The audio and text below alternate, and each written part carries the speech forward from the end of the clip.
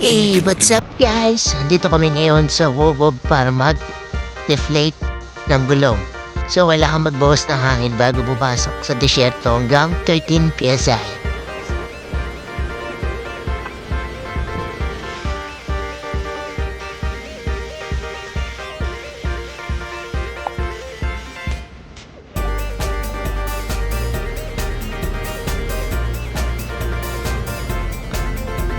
So ayan guys, may tawag na rescue sa atin. Eto, papunta na kami para i-rescue.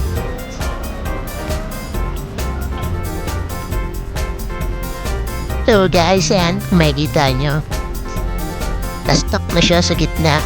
Ayan, inabutan siya ng tight. Sinubukan niya raw tawirin niya, pero hindi na kinaya ng sasakyan niya. Ayan, lumubog na yung mga gulong niya guys.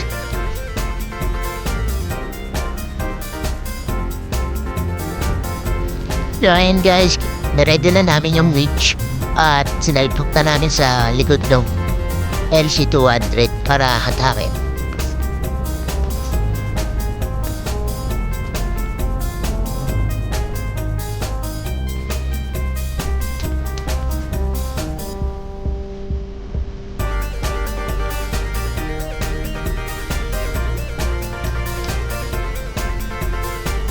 And guys, kung makikita nyo, unti-unti nang maatras, umangat na yung LC200. Napakalakas talaga ng 80 series dito.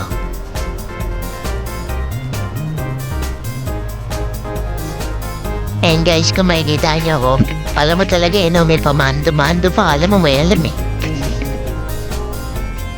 Ipataas-taas pa ng bamayo.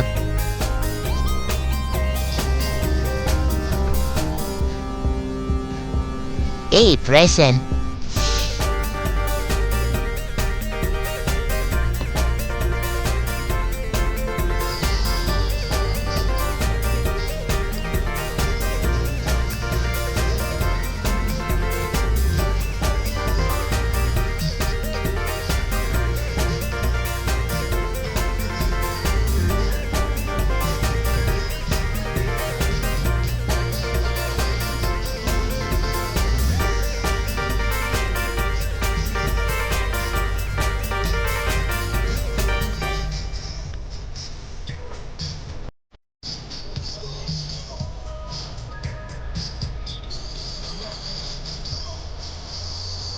Yan, kung mapapansin nyo yung tubig, di ba? Unti-unti nang nag-high tide yan, guys. Umamaten sa buhangin.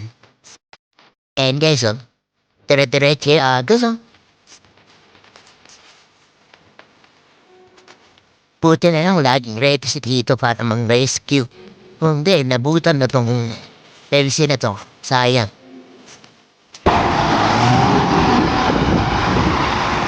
Successful rescue. Good luck, bro. Okay na, guys.